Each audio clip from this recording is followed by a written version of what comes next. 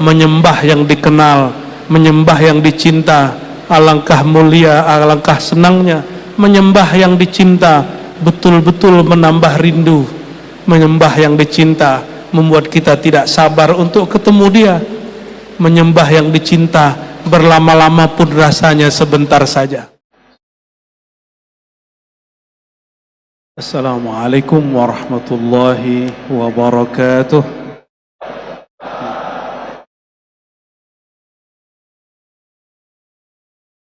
Alhamdulillahilladzi syarrafana برسالة سيدنا محمد صلى الله عليه وسلم وفضلنا بنبوة سيدنا محمد صلى الله عليه وسلم وخصنا بوراثته المطلق سيدنا المهدي خليفة الله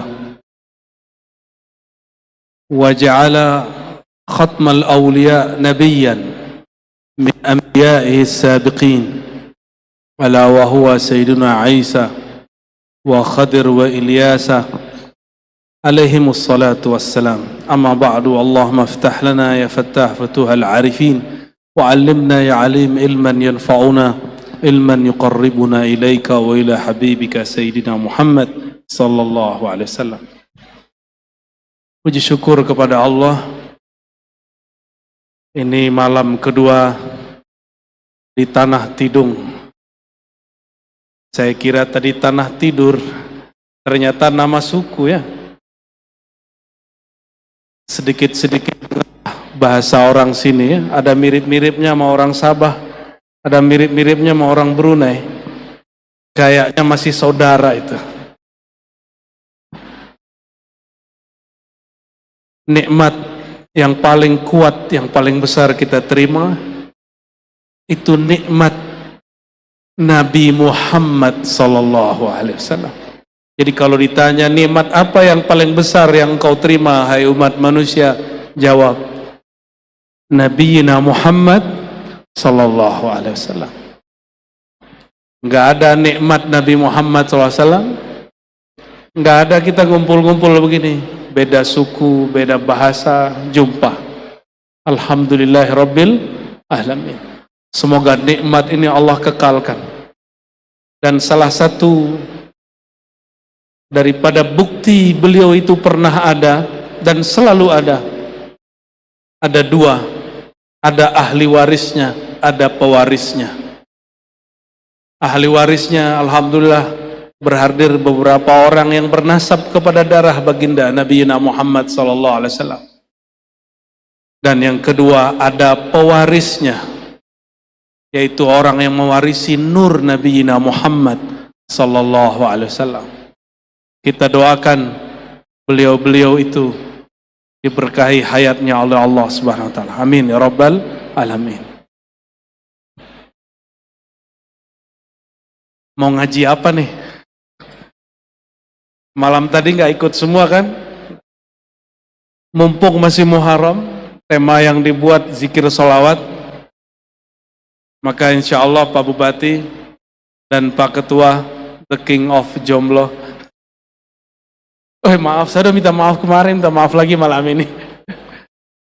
Kita bahas sedikit rahasia lain yang mungkin jarang dibahasakan oleh orang-orang seperti saya ketika berdakwah. Sebelumnya mari kita kirimkan suratul Fatihah untuk ruhaniyah Rasulullah SAW, para anbiya, mursalin, para aulia, arifin, para ulama yang hidup ataupun yang sudah wafat, para pemimpin-pemimpin yang adil, semua umat Islam yang ada nur cinta kepada Allah, nur Sayyidina Muhammad SAW. Al-Fatihah.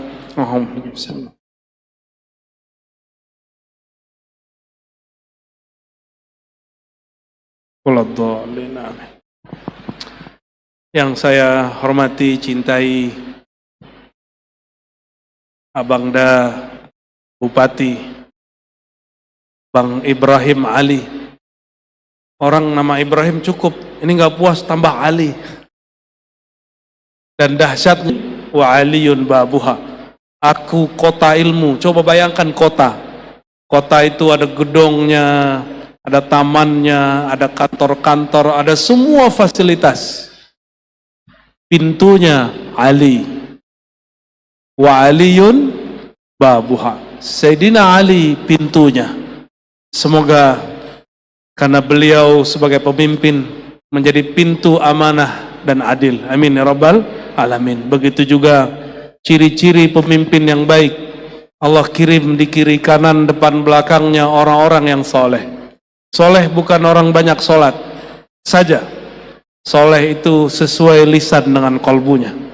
Semoga pemimpin-pemimpin kita di mana saja di Indonesia, wabil khusus Tanah Tidung, dibersamai teman duduk yang soleh. Amin ya rabbal alamin. Man idza aradallahu bi imamin khairan ja'ala lahu waziran salihan. Hadis Imam Nasai, hadis yang sahih. Apabila Allah berkehendak kepada seorang pemimpin kebaikan keberkahan, Allah kirim, Allah jadikan, ciptakan sekeliling dia wazir, penasehat, teman ngobrol, teman nongkrong, orang-orang yang soleh sesuai lisan dengan kolbunya, bukan yang cari muka, nanti dapat muka monyet. Dan itu banyak, setiap generasi banyak. Ya, Bapak Ibu pahamlah, dunia politik itu keras sekali. Ya, kita doakan pemimpin kita terjaga dari fitnah-fitnah politik. Amin ya rabbal alamin. Pak Ketua, semoga saya datang sekali lagi sudah ada Ibu Ketua ya. Kalau Pak Ibrahim sudah ada ibunya ya. Ibu PPK ya. Saya grogi kalau udah ngelihat bagian ibu-ibu. Pak Dandim, Pak Kapolres, udah beres ya? Para kiai, para semua orang-orang yang membersamai Pak Bupati. Semoga ini tanda ulama dan umara satu kursi. Amin ya rabbal alamin. Mumpung belum musim politik Pak, saya berani datang. Kalau udah tahun politik, udah bulan September, apalagi November, Oktober, doa saya insya Allah sampai. Kalau badan jangan dulu. Itu usaha kita ya, supaya netral. Semoga semua saudara kita di sini Allah berkahi. Amin ya rabbal alamin. Sebelum Nabi Muhammad udah banyak kejadian. Kita yang Nabi Muhammad aja ya, sallallahu alaihi wasallam. Muharram itu tahun paling berat, bulan paling berat, tapi juga bulan menyenangkan, tapi juga bulan yang menyedihkan. Karena di bulan itu orang-orang Islam terusir dari Makkah. Di bulan itu setelah Nabi wafat sallallahu alaihi wasallam, cucunya Sayyidina Husain dibunuh oleh Ibnu Ziyad, kaki tangannya Yazid bin Muawiyah. Tapi kalau ahlu sunnah cerita Sayyidina Husain tidak meratap. Suatu kali beliau lagi duduk-duduk, kemudian jalan suatu tempat, lalu berhenti di suatu padang savana. Tapi di sana mungkin padang pasir aja yang banyak ya. Tidak ada rumput-rumput, makanannya, mirnya cucuku Husain. Riwayat serupa kita dapat dalam riwayat Imam Ahmad atau kama qala sallallahu alaihi wasallam. Jadi segar, dibunuh, kepalanya terpisah dari badannya. Yang pernah kehilangan orang tersayang, terkasih, itulah bedanya Rasulullah SAW. Belum kejadian kesedihan itu didahulukan, beliau nanggung kesedihan itu. Maka kita nggak usah terlalu meratap-ratapi, sedih saja. Maka boleh juga disebut bulan Muharram itu bulan Syahrul Hazan, bulan kesedihan tidak berlarut. Ciri-ciri ahli sorga, dia tidak larut dalam ketakutan, dia tidak larut dalam hazan, kesedihan. Maka kita tidak membenarkan peringatan Sayyidina Husain dengan meratap-ratap. Ya, itu perbedaan manhaj ahlus sunnah kita dengan manhaj di luar ahlus sunnah.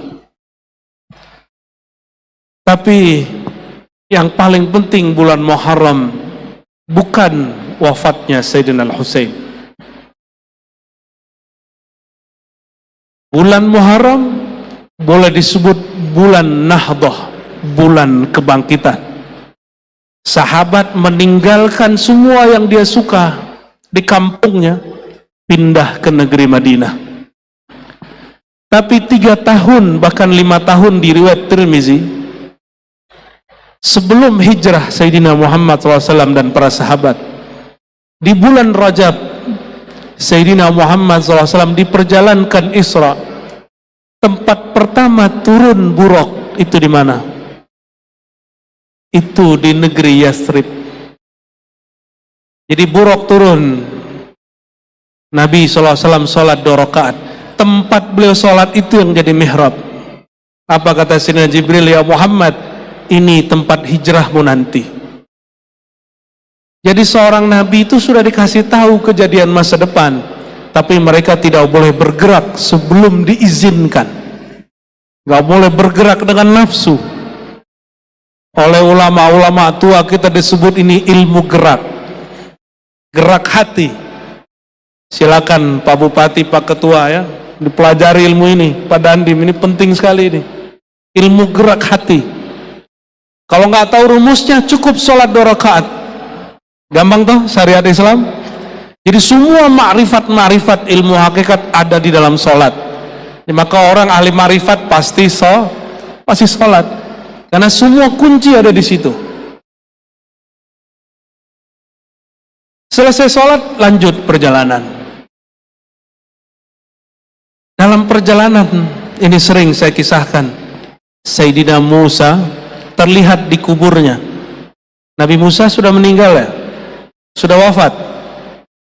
Terus yang dilihat Nabi Muhammad SAW apa?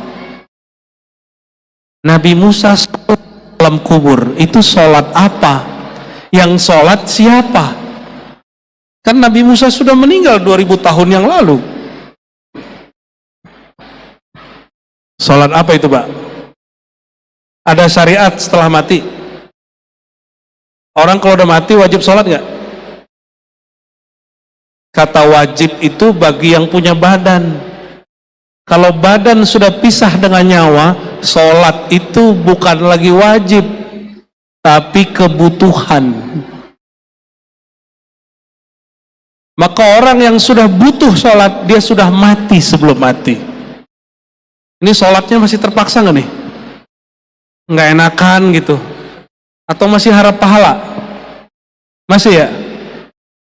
Maka sholat itu kalau ahli fikih ngasih usolli fardhu subhi rakaataini lillahi ta'ala. Itu ahli fikih. Karena Allah, karena berharap pahala dari Allah. Itu ahli fikih. Itu level awam boleh. Mau selama-lamanya jadi orang awam? Mau selama-lamanya jadi orang awam? Mau selama-lamanya kelas 1 SD? Mau naik kelas nggak? Mau naik kelas?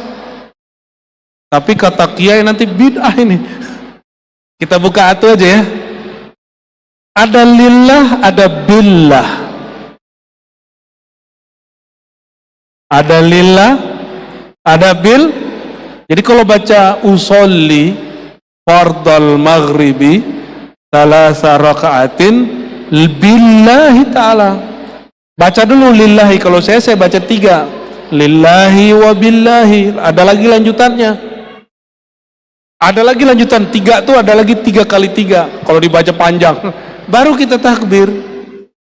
Tapi itu mainan kolbu.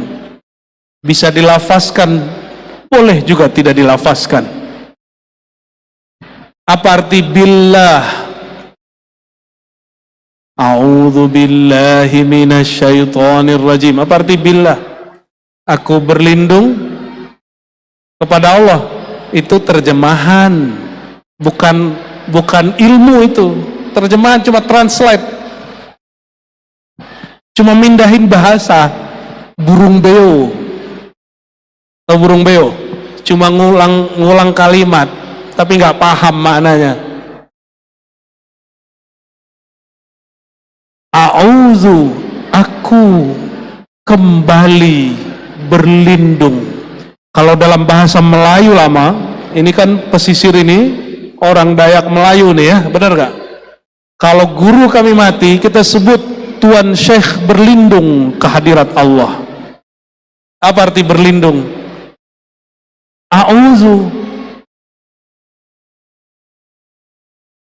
berpulang. Maka a'udzu itu mematikan diri sebelum mati, meniadakan daya upaya kecuali dengan dayanya upayanya Allah Subhanahu wa ta'ala. Maka kajian yang tinggi itu ada di lafaz yang kita baca hari-hari. Oleh karena itu saya buka-buka aja Pak, yang boleh dibuka. Kenapa? Mau sampai kapan orang dia ilmunya begitu terus, makannya nasi tiap hari nggak ada lauknya. Mau makan nasi tiap hari nggak ada lauknya? Kok betah makan tiap hari nggak ada lauknya? Kok betah santapan sholatnya nggak ada maknanya?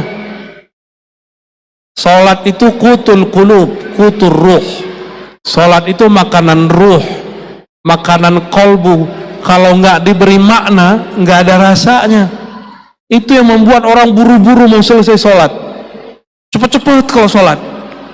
Ini dicek ya, ciri orang sudah menikmati sholat. Sholat dia di tempat ramai lama, di rumah juga lama. Di masjid dia sholat sunat, di rumah juga sholat sunat. Udah begitu belum? Nah, aku aja belum. Ya, di masjid aja nggak sholat sunat, apalagi di rumah. Jadi a'udzubillah, aku berlindung bi.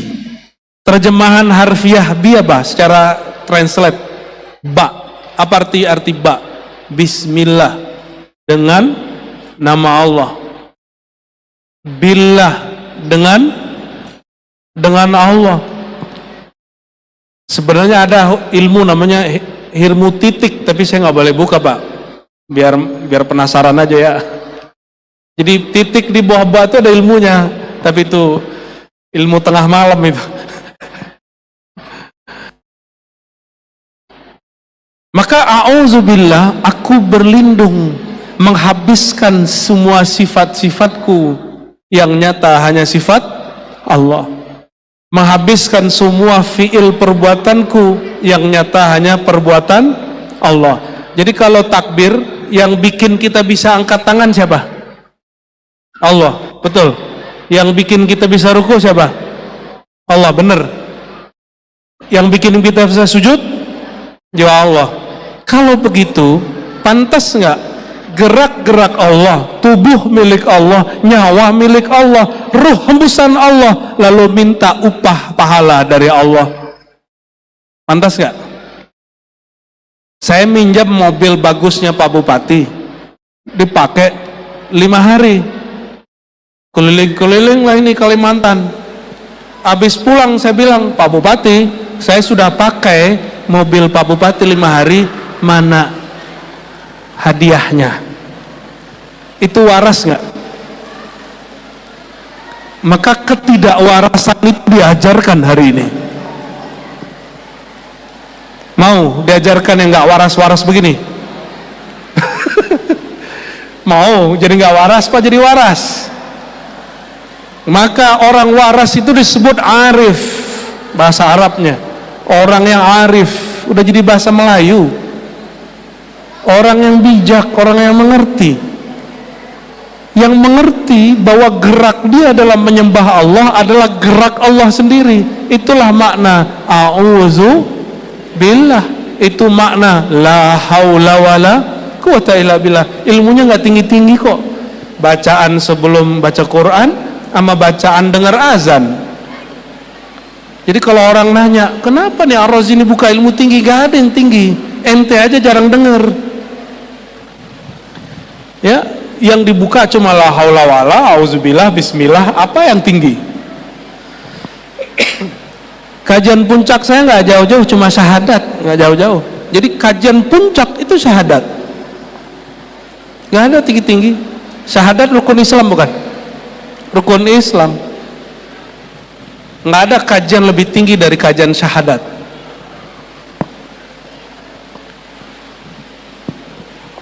Satu kali Sayyidina Ali, karena kita di awal membicarakan Sayyidina Ali, babul ilm, pintu yang megah dari kota ilmu Rasulullah SAW. Beliau masih muda, tapi pertanyaannya seger. Anak muda itu kan senangnya yang duduknya nggak lama-lama, wiridnya cepat, gitu nggak? Sholawatannya dipendek-pendek, gitu nggak? Ya, yang muda, ayo ngaku. Senangnya kalau imam baca Quran yang pendek-pendek, bacanya agak cepetan dikit, gitu. Sama Sayyidina Ali masih muda, pertanyaannya sama. Wahai baginda, dullani aqrabat turuqi ilallah, hadis Tirmizi, hadis sahih. Wahai baginda Rasulullah, tolong tunjukkan aku jalan terdekat kepada Allah. Wa azkaha wa ashalaha wa aqrabaha. Pertanyaannya paling cepat, paling mudah, paling ringan. Kalau orang tua-tua kan nggak mau, mohon maaf, saya pernah mimpin sholat, kita suka murotal, bismillahirrahmanirrahim, alhamdulillahirabbil alamin. Habis assalamualaikum, kita langsung dicolek sama aki-aki. Kamu lagi buru-buru ya? Loh bukan, style saya baca Quran memang begitu. Bagi dia dianggap buru-buru, makanya kalau sekarang pergi ke masjid jarang mau jadi imam. Khawatir nanti yang aki-aki terganggu. Ya. Padahal kalau yang muda seneng, wah alhamdulillah harus jadi imam. Sayyidina Ali dijawab oleh baginda Rasulullah SAW, kamu mau jalan terzikrullah. Apa arti zikrullah? Takut salah ya? Menyebut. Oke, bagus. Apalagi? Mengingat. Apa yang diingat? Allah. Emang bisa ingat? Ada yang bisa ingat wajah Allah? Kayak gimana rupanya? Itu benar. Tapi pas ingatnya macam-macam kan? Nggak bisa. Otak ini nggak sanggup ingat Allah.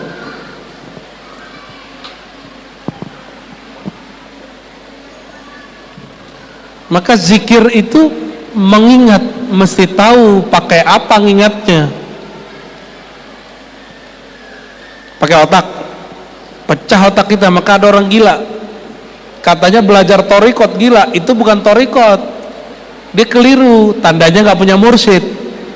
Punya mursyid tapi nggak patuh kepada mursyidnya. Baca-baca buku sendiri diamalin, nonton YouTube diamalin. Hati-hati ya, ini zaman now nih gawat ini. Jadi kalau mengingat, bisa nggak mengingat sesuatu yang belum dilihat? Bisa nggak? Bisa? Hah? Kita belum pernah ketemu, belum kenalan, bisa nggak ingat? Nggak bisa ya? Nggak bisa. Tapi Allah mengatakan aqimis salata lidzikri, dirikan sholat, lakukan sholat untuk mengingat aku. Berarti Allah lagi ngasih tahu, hei kamu yang sholat, dulu kita pernah jumpa. Dulu kita pernah jumpa. Ada yang ingat? Ada yang ingat? Kalau pakai ini nggak ingat. Walaupun sekolahnya sampai S3, S7, S4, nggak ingat ini. Apalagi es krim,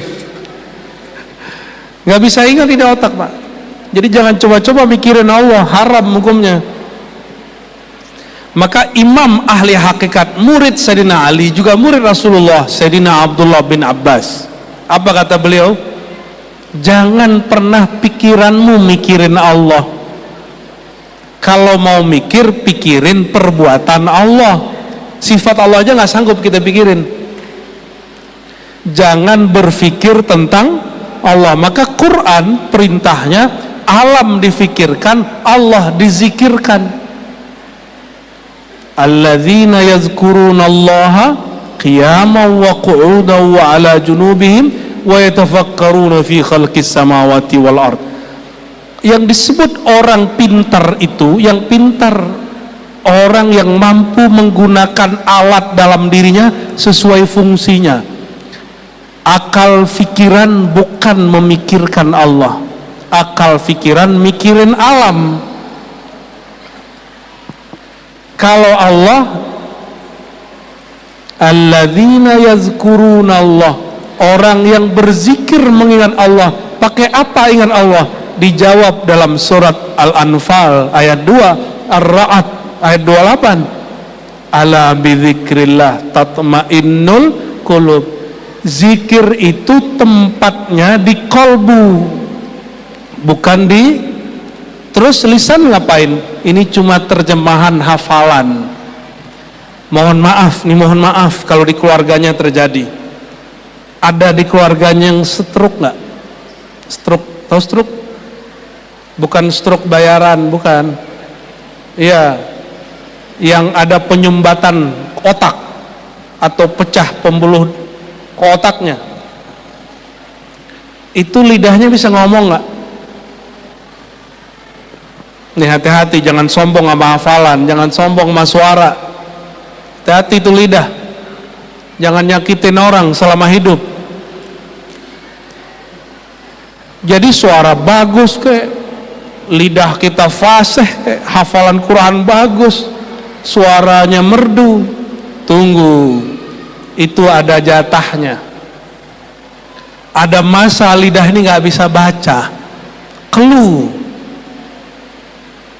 Orang stroke keluh nggak bisa, walau dia hafal Quran 31 juz setengah.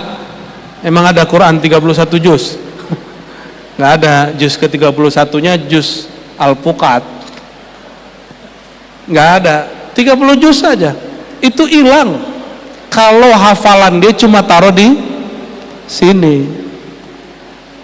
Makanya Sayyidina Muhammad SAW dibentak oleh orang yang belajar Quran. Dan Sayyidina Ali, pintu ilmu Quran, dibunuh oleh penghafal Quran namanya Ibnu Muljam, karena hafalannya cuma sampai di sini.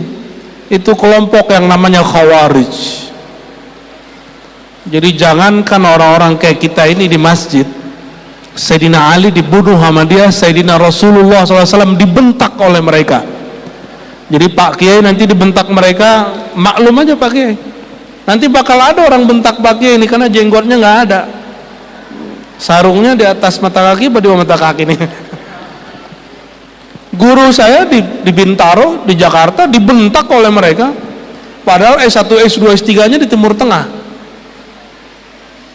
Nggak pernah kabarnya guru kita ini marah, baru kali itu marah sama orang ini.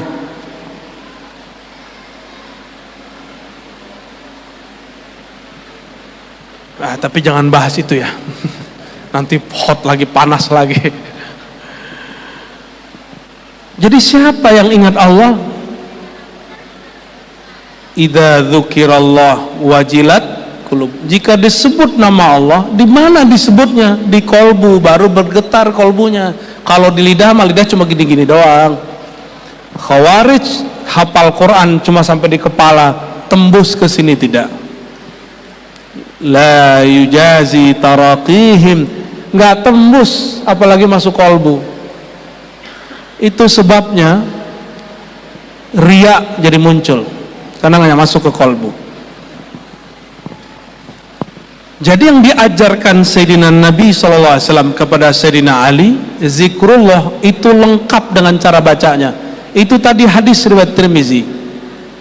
Di hadis Imam Al-Hakim, hadis Imam Ahmad, ada juga riwayat-riwayat para ahli musalsal. Kalau kita gabung itu diajarkan cara bacanya. Tapi teknik ini tidak boleh dibagi secara umum. Dia mesti diambil dari ahli thariqah, ahli zikir yang dapat izin dari gurunya. Apa tekniknya? Kita sebutkan contoh hadisnya. Kata Sayyidina Nabi Muhammad SAW, Ya Ali, ghammid ainaik, pejamkan matamu.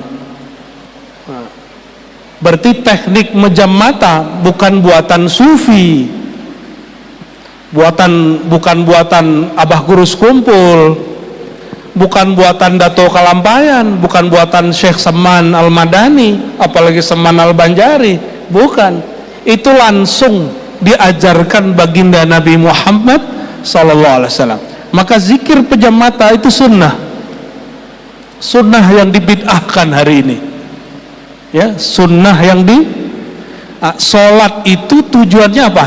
Aqimis salata li dzikri, dirikan salat untuk mengingatku. Berdasarkan itu ulama-ulama ahli zikir tidak mempermasalahkan mejam mata dalam salat, walaupun dibid'ahkan oleh sebagian ulama Syafi'iyah, Hanafiyah, Malikiyah, Hanabilah. Nggak ada urusan, mereka punya mazhab sendiri. Ahli zikir itu punya teknik sendiri. Lebih bahaya mejam mata atau pikiran macam-macam lagi sholat?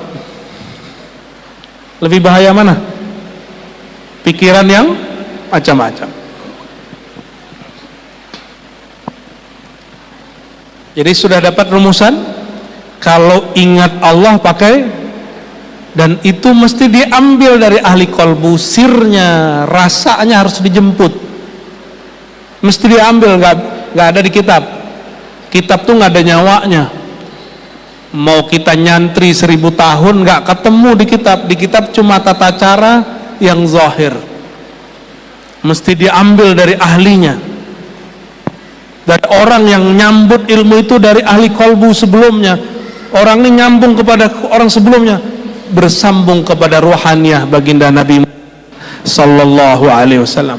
Itulah makna kalam beliau dalam hadis yang sahih, tuba liman ra'ani wa amana bi. Tuba liman ra'ani, tuba sampai 7 kali. Kalau beliau mau sampai berkali-kali. Sungguh beruntung tuba. Tuba itu pohon kemenangan yang Allah ciptakan di surga, yang kita kalau jalan di bawahnya, itu pohon rindangnya 100 tahun jalan baru nyampe di ujung. Kalau pakai mobil mungkin nyampe 80 tahun kali ya, apa 50 tahun baru nyampe di ujung. 100 tahun jalan, itu pohon baru kita tembus, baru 1 pohon. Pohon kemenangan itu naungannya akan meliputi orang yang memandang aku dan percaya kepada aku. Akunya di sini ya nur Nabi Muhammad sallallahu alaihi wasallam. Abu Jahal melihat Muhammad bin Abdullah, tidak melihat Muhammad Rasulullah sallallahu alaihi wasallam. Abu Jahal, Abu Lahab, nah itu paman Rasulullah sallallahu alaihi wasallam. Mandang Nabi Muhammad hanya ponaan. Ponaan gua tuh, ya. Sinting. Masa dulu orangnya lurus, sekarang saking lurusnya sekarang gila. Gitu ngomongnya mereka. Maka di Quran Nabi Muhammad SAW pertama kali dituduh tersihir, mashur. Kedua dituduh penyihir. Yang ketiga dituduh kahin, dukun. Yang keempat dituduh majnun, gila. Itu tahapannya beliau.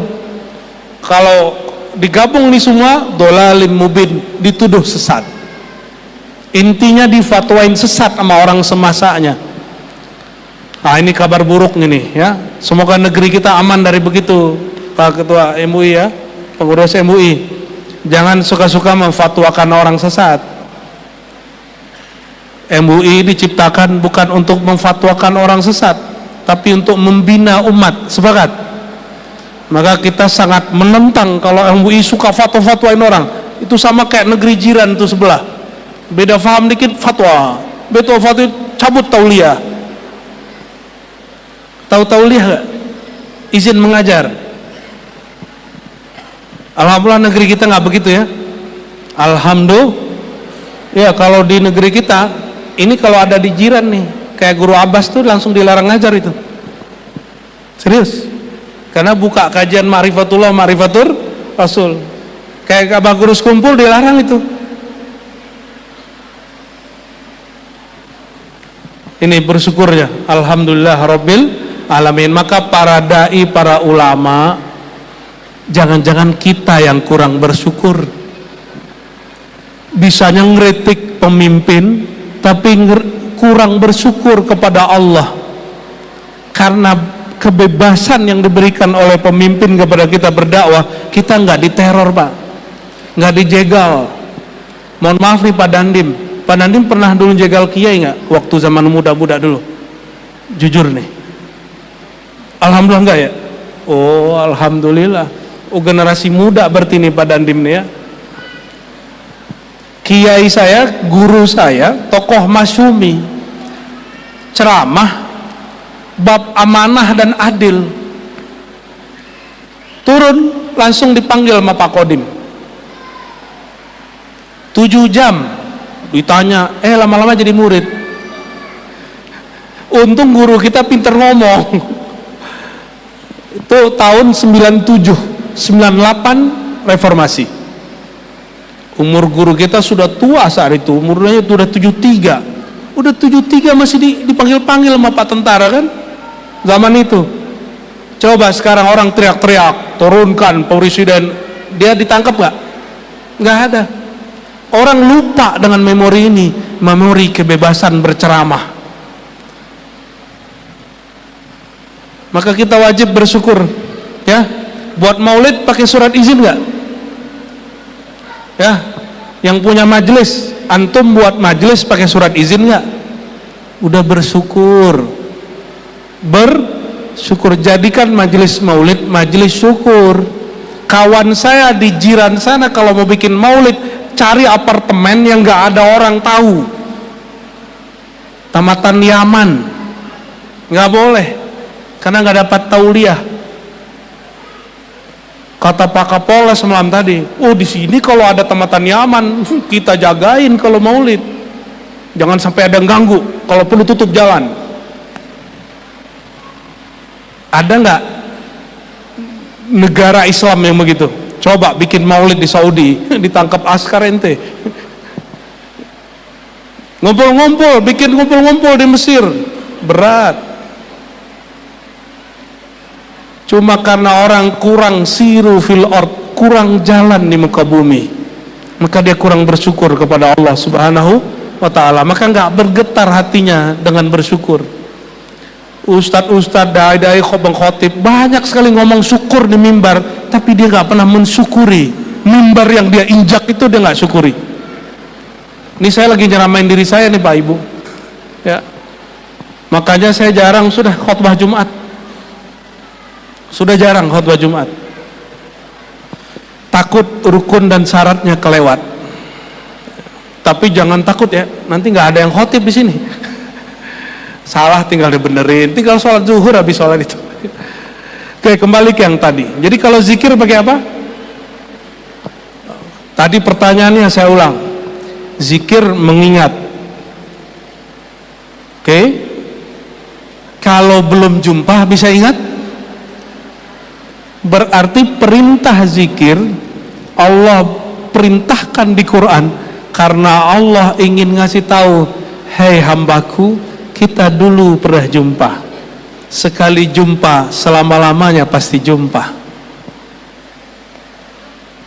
Gimana? Udah jumpa sama Allah? Bingung kan?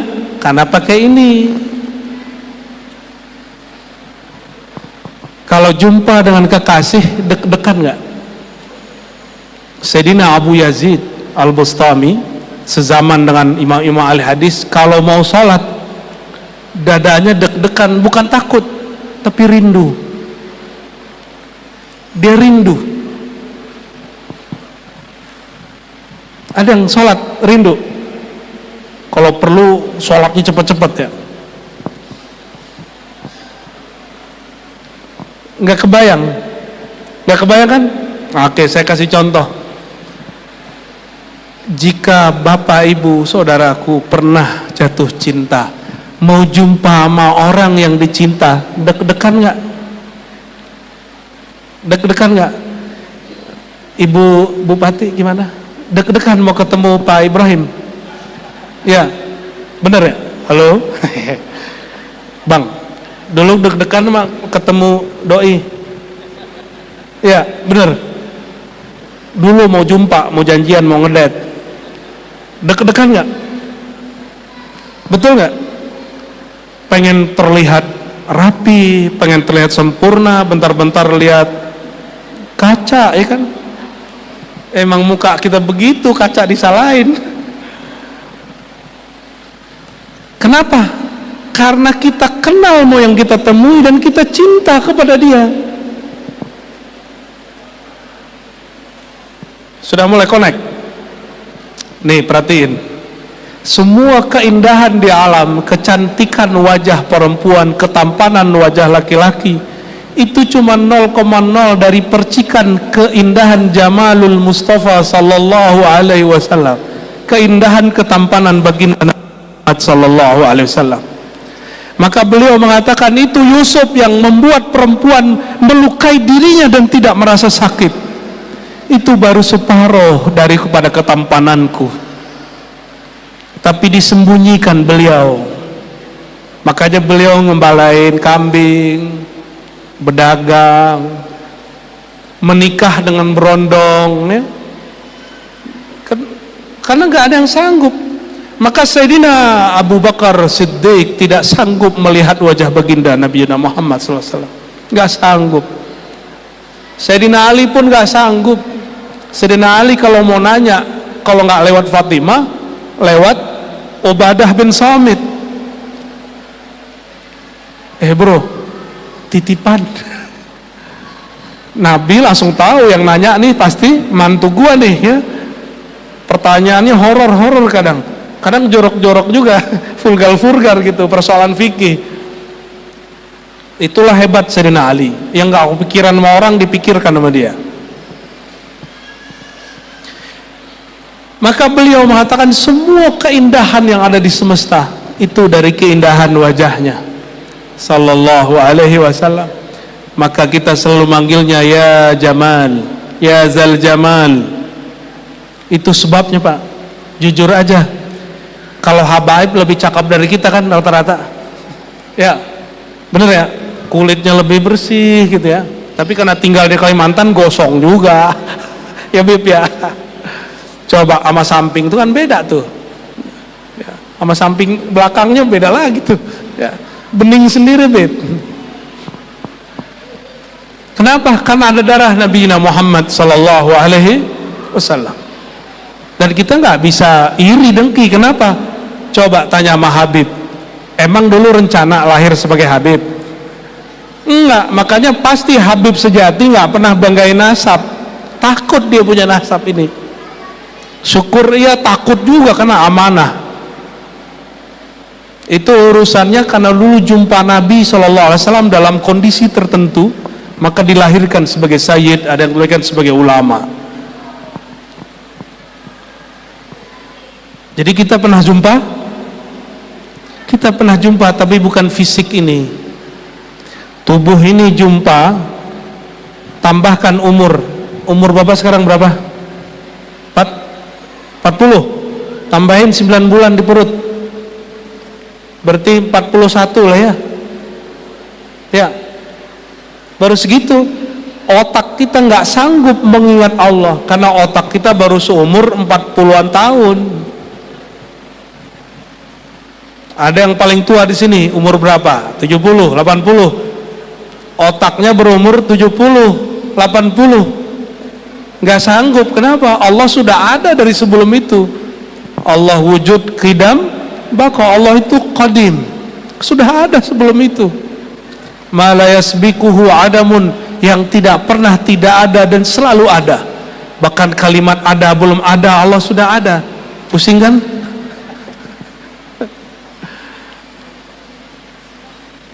Kalau pusing pulang aja ya.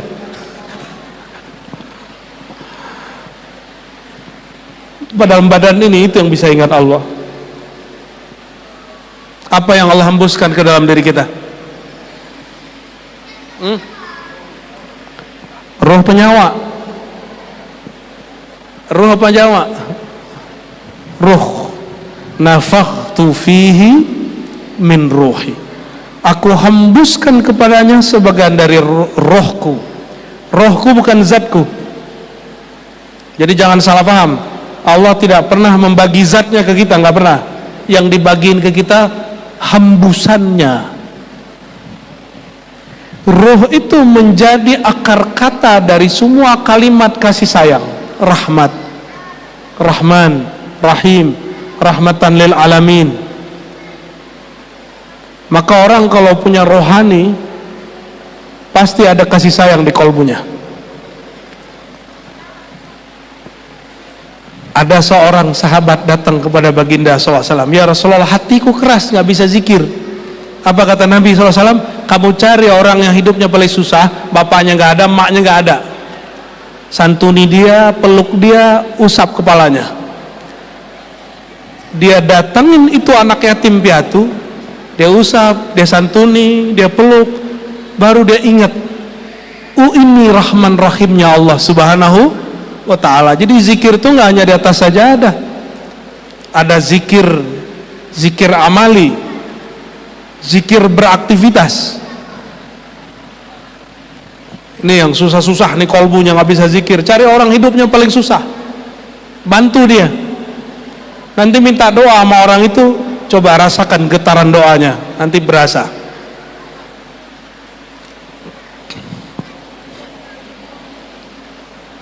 Ini perhatikan, ini saya sering sampaikan ayatnya, cuma terjemahan malam ini beda dikit.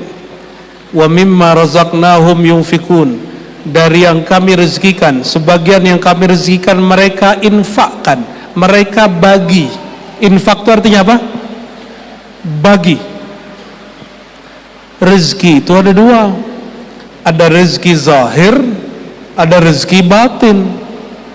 Nikmat itu ada dua, nikmat zahir, nikmat batin. Nikmat yang diberikan kepada Pak Bupati, Pak Ketua DPR apa? Pak Dandim apa? Pak beliau-beliau ini nikmat zahir. Maaf ya Pak ya, nikmat zahir itu. Nikmat yang diberikan kepada ahli ilmu, nikmat apa? Nikmat batin. Maka Sayyidina Ali waktu ditanya, kamu pilih aku kasih harta atau pilih kasih ilmu? Jawabannya apa? Ilmu. Karena kalau harta di Tuban ada perusahaan baru minyak, ada orang Tuban sini, waktu pembebasan tanah itu mendadak jadi miliarder, mendadak beli mobil padahal belum punya SIM. Setelah 2 tahun, tadinya musim punya mobil, sekarang musim jualan mobil. Ya, mungkin mereka sudah mulai paham ilmu Sayyidina Ali, bahwa kalau duit mau sekian M pasti habis, apalagi buat kampanye pasti habis. Tapi kalau ilmu nggak pernah habis. Mohon maaf nih Pak Kiai, orang jadi ketua MUI, ketua PBNU itu paling 5 tahun, tapi ilmunya Kiai berapa tahun? Sampai mati. Sampai mati. Wa mimma razaqnahum yunfikun. Salah satu rizki selain itu adalah sifat-sifat Allah Rahman Rahim, dibagikan nurnya kepada kita. Apa sifat yang paling sering Allah ulang-ulang dengan namanya? Rahman dan Rahim. Jadi siapa yang punya Rahman Rahim di hatinya, dia akan suka berbagi. Maka kita sering kasih contoh, botol isinya air putih, keluarnya putih. Kalau botol isinya kuning, keluarnya, ini kopi, saya tuang keluarnya putih apa hitam. Orang kalau di dalam kolbunya isinya cahaya, keluarnya kebijaksanaan. Kalau di dalam kolbunya isinya WC, jamban, tempat buang kotoran, kalau dia marah, dia seneng aja ngomongnya TAHI. Tahu? Jangan dibaca. Ya. Lain lagi kalau dalam dirinya kebun binatang, aduh, semua nama binatang keluar tuh ya. Tinggal yang mana nih, isinya yang mana nih? Kita melihara apa di sini? Maka perhatiin yang ditonton apa, yang didengar apa. Itu yang saya maksud, Abang da Bupati, temennya siapa? Karena itu input. Input itu teman duduk, teman ngobrol. Wa khairul khalil may yadulluka 'ala Allah. Sebaik-baik teman duduk, teman nongkrong yang menunjukkan jalan kepada Allah Subhanahu wa ta'ala. Enggak mesti pengajian, duduk-duduk santai sembari ngopi, bicaranya tentang Allah tapi ringan.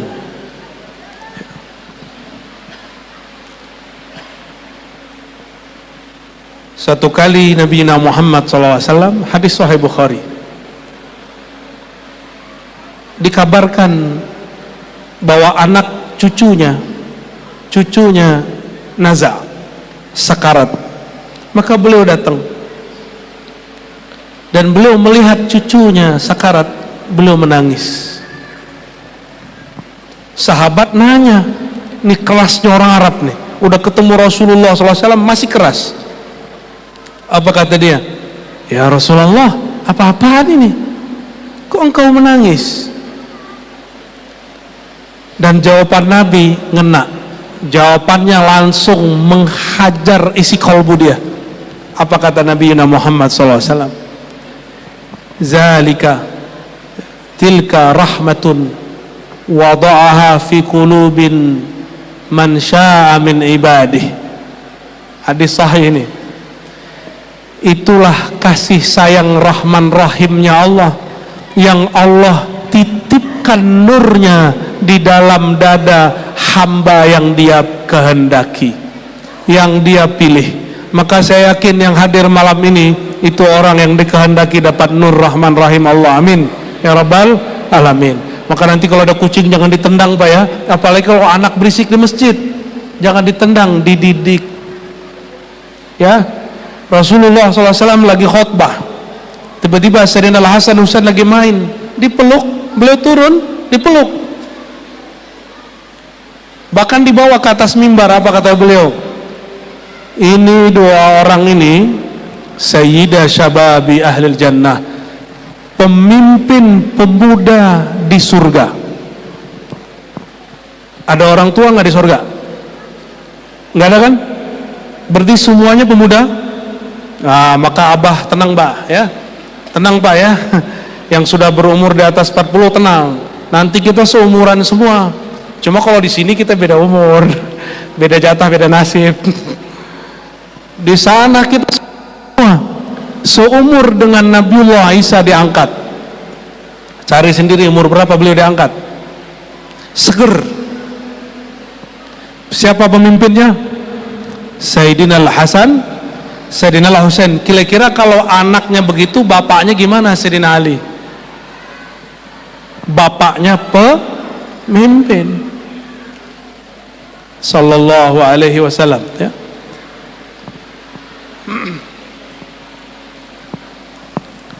Nabi SAW pernah jalan-jalan ya, udah jauh, beliau mampir ke tempat Sayyidah Fatimah. Hadis Sahih Bukhari. Sampai di depan tempat tinggal Sayyidah Fatimah, ada tempat nongkrong santai-santai depannya, apa balai-balai gitu ya. Duduk-duduk situ, apa kata Nabi? Aina luka, aina luka. Hadis Sahih Bukhari ini bukan hadis Syiah ini. Aina luka, ternyata Sayyidina Al-Hasan, abangnya Sayyidina Al-Husain, punya panggilan luka. Luka itu kalau bahasa orang Jakarta bocil, bocah. Kalau orang Tanah Tidung nyebut bocah apa? Bocil itu apa? Bocil juga? Nggak ada? Wah, kurang kosakata ini. Ada? Anak kecil gitu? Apa sebutannya? Ya, anak lemot. Anak lemot. Lucu juga ya. Jadi Nabi SAW duduk-duduk, sekedarnya apa? Cucunya. Aina luka, mana si bocah kecil, mana si emot gitu ya. Tiba-tiba Sayyidina Hasan keluar, langsung dikejar beliau, dipeluk. Ya Allah, kata beliau, inni uhibbuh, aku cinta kepada Hasan. Fa ahibba man yuhibbuh, maka cintai siapa yang mencintai Al-Hasan. Maka qulu, katakan, ya Rabb, inni uhibbu Sayyidina Al-Hasan. Coba baca, ya Rabb, inni uhibbu Sayyidina Al-Hasan. Ya Allah, aku cinta Sayyidina Hasan. Itu bukan Syiah, itu ajaran Ahlus Sunnah. Ajaran Ahlus Sunnah yang sekarang di Syiah takut dituduh sesat, tapi dia tidak takut di hadapan Nabi Muhammad SAW. Malu dituduh Rafidhi, Syi'i, tapi dia tidak takut, tidak dipandang oleh Sayyidina Muhammad SAW. Akhirnya Imam Nasai nulis kitab sendiri, Fadail Ali, keutamaan Sayyidina Ali. Habis itu disiksa, masuk penjara. Bayangin, Imam Ahlus Sunnah di zaman Salafus Soleh yang disebut zaman kejayaan, itu nulis Fadilah Ali, masuk penjara. Imam Ahlus Sunnah itu. Di Indonesia alhamdulillah kita bebas, kita buat maulid. Bahkan yang nulis maulid Diba dituduh Syiah, ternyata bukan Syiah, orang salah faham, ya. Penulis Barzanji dituduh Syiah, bukan, dia bukan Syiah, dia Ahlus. Jadi berzikir pakai kolbu, karena berzikir pakai kolbu itu ada pada orang yang hidup atau mati, atau ada di dua-duanya.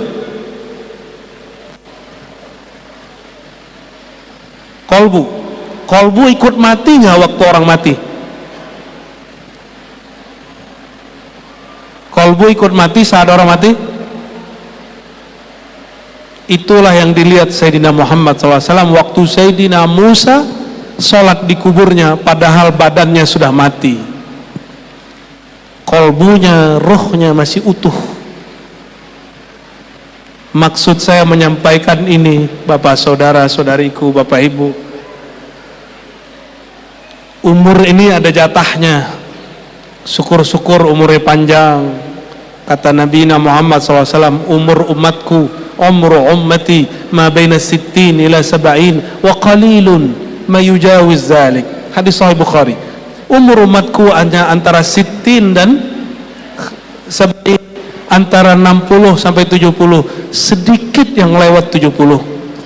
Ayah saya, abah saya, Khalifah Thariqah Naqsyabandiyah, wafat umur 67, nggak nembus 70. Ada 1-2 guru saya sampai 80. Guru Hikam masih hidup, 86 atau 88 umurnya hari ini. Mursyid Tarekat Saman saya, Abu Ya Hasan Basri, wafat tahun 74, umur 74. Sedikit, rata-rata guru saya meninggal umur 40, 50, 60, banyakan 60. Betul, di sini juga sama, banyak meninggal 60, terutama udah pensiun, bingung mikirin ngapain, ya, tiba-tiba sakit, stroke, mati. Maka yang pensiun nggak boleh berhenti beraktivitas, jabatan boleh berhenti, nur dalam diri harus tetap terbit, ya, nggak boleh berhenti.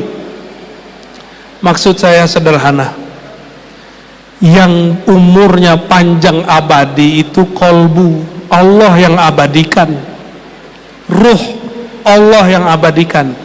Maka kalau kita nabung, beli rumah, bangun rumah untuk, oleh karena itu jika kita lihat ada orang nggak nabung-nabung, kita sebut itu orang bodoh, itu orang kerja boros. Dan seboros-boros, sebodoh-bodohnya orang, dia membangun rumah yang dia mau tinggalkan, dia mempersiapkan sesuatu yang bakal dia lepas diri. Dan sepintar-pintar orang ulul albab yang dia menabung untuk kolbunya, tabungan kolbu, tabungan zikrullah, dan zikrullah mustahil tanpa ma'rifatullah. Maka wajib belajar ma'rifatullah, wajib mengenal Allah. Semoga semua yang hadir termasuk kami, Allah selalu bimbing untuk jalan mengenal Allah. menyembah yang dikenal, menyembah yang dicinta. Alangkah mulia, alangkah senangnya menyembah yang dicinta, betul-betul menambah rindu. Menyembah yang dicinta membuat kita tidak sabar untuk ketemu dia. Menyembah yang dicinta berlama-lama pun rasanya sebentar saja. Semoga Allah berkahi malam ini. Ila ruhin Nabi sallallahu alaihi wasallam. Al-Fatihah.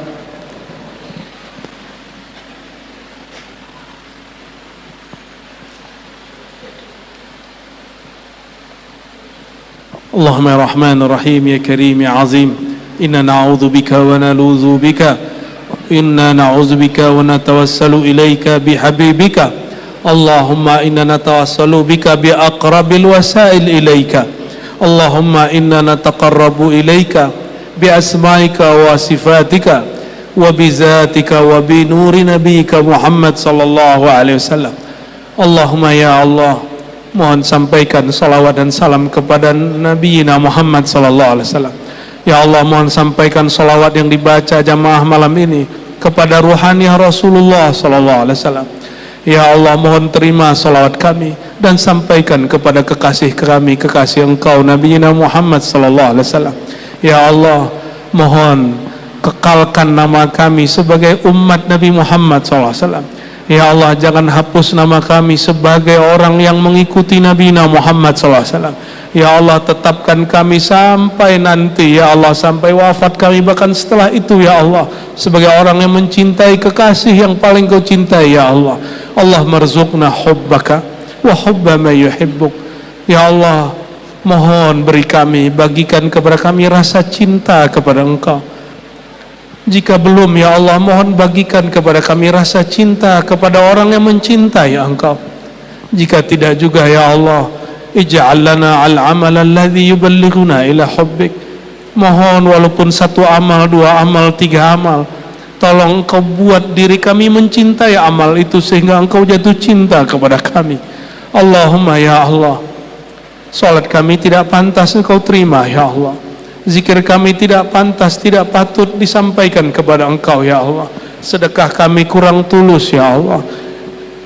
Kata-kata kami menyakiti saudara kami, ya Allah, menyakiti tetangga kami, bahkan pasangan kami, bahkan orang terdekat kami, ya Allah. Namun, ya Allah, Engkau Maha tahu isi hati kami, ya Allah. Di dalam hati paling dalam, ya Allah, kami ingin mengenal Engkau, ya Allah. Tapi apalah daya dan upaya kami, tubuh ini, nafsu ini, syahwat ini menghalangi kami daripada Engkau, ya Allah. Farhamna ya Rabbana bitarkil ma'asi ma abqaitana. Maka ya Allah, sayangilah kami. Kami mengemis kasih kepada Engkau, ya Allah. Tolong perhatikan kami, ya Allah. Jika kami terjebak kepada nafsu syahwat kami, tersesat dalam fikiran-fikiran yang tidak benar, ya Allah, mohon kami dijemput, ya Allah. Mohon kami diambil, mohon kami diselamatkan dengan kelembutan dan kelembutan-Mu, kelembutan dan keramahan-Mu. Allahumma ya Halim, ya Halim, ya Haliman la ya'jal, ya Halim, ya Rahman, ya Rahim, ya Latif, ya Latif, ultuf bina walil hadirin wal hadirat wal mustami'in wal mustami'at, ultuf li ummati Sayyidina Muhammad sallallahu alaihi wasallam. Allahumma ya qulub, ya muqallibal qulub, ya musarrifal qulub, sarrif qulubana ilaik, sarrif qulubana ila habibikal Mustafa, sarrif qulubana ila awliyaika wa hibbaik, sarrif qulubana ila buyutik, sarrif qulubana ila al-Quran, sarrif qulubana ila muhibbil Quran. Sahih sarrif ya Rabbana wa qallib ya Rabbana ya muqallibal qulub ila ahsanil ahwal, ila ma tuhibbu wa tarda. Ya Allah, jika Engkau membolak-balik hati kami, jika Engkau merubah hati kami, tolong ubah hati kami mendekat, tambah mendekat kepada Engkau. Yang tadinya jauh menjadi tambah dekat kepada Engkau, yang tadinya jahil bertambah ilmu kepada Engkau, yang tadinya hatinya keras menjadi lembut, yang tadinya kasar berkata, kasar berkalam menjadi lembut dan menjadi santun. Allahumma ya Allah, istajib da'awatina ya mujib, ya mujib, ya mujib, bihaqqi Sayyidina Muhammad sallallahu alaihi wasallam. والحمد لله رب العالمين. إن الله وملائكته يصلون على النبي يا أيها الذين آمنوا صلوا عليه وسلموا تسليما. صلى الله على محمد صلى الله عليه وعلى محمد صلى الله عليه وسلم. صلى الله على سيدنا محمد. الحمد لله رب العالمين. سبحانك اللهم وبحمدك.